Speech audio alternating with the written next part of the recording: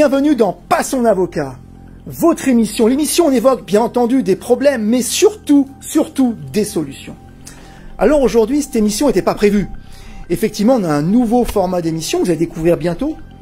Et puis, les événements à Saint-Martin nous ont imposé d'avoir une émission un peu spéciale avec un sujet qui, à mon avis, est important, les assurances.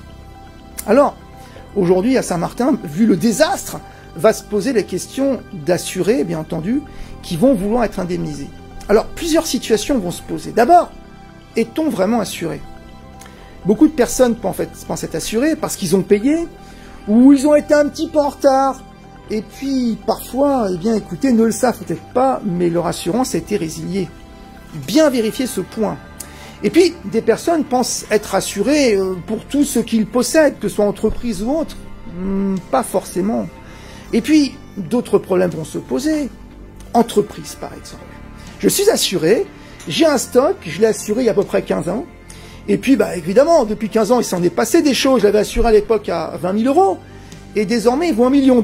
Pas de problème, je suis assuré.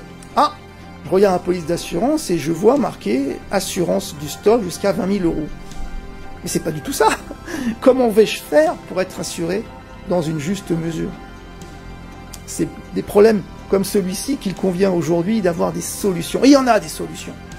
Alors, l'idée aujourd'hui, c'est pas d'aborder tout cela, c'est de vous sensibiliser sur le fait que tous les problèmes que vous aurez concernant votre assurance, que ce soit une entreprise, un commerçant, un propriétaire ou un simple particulier, ont souvent des solutions, mais pas forcément celles dont on pense. On prend par exemple le cas du stock. Tout à l'heure, je l'ai évoqué. Eh bien, il faut savoir que le courtier, car souvent on a affaire plus à un courtier qu'à un assureur en direct, a une responsabilité de conseil. Il doit conseiller la personne qui, au bout de 10 ans, n'a jamais envisagé de signer un chèque et éventuellement un avenant, qu'il fallait peut-être revoir ce problème de stock. Mais encore, la difficulté, c'est de savoir quel est le montant. J'ai un immeuble abîmé, va-t-on reconstruire cet immeuble ou juste peut-être le réparer? Ce n'est pas du tout la même chose. En termes de solidité, en termes de coût, et c'est pas le même résultat. Alors comment faire? Alors évidemment, il y a des conseils, une expertise, éventuellement un expert d'assuré, ce qui n'est pas inintéressant. Un avocat me semble important. Ce genre de choses aujourd'hui, vous allez y être confronté. Et il faudra impérativement avoir des réponses. Et celles-ci existent. La seule chose, ne vous précipitez pas.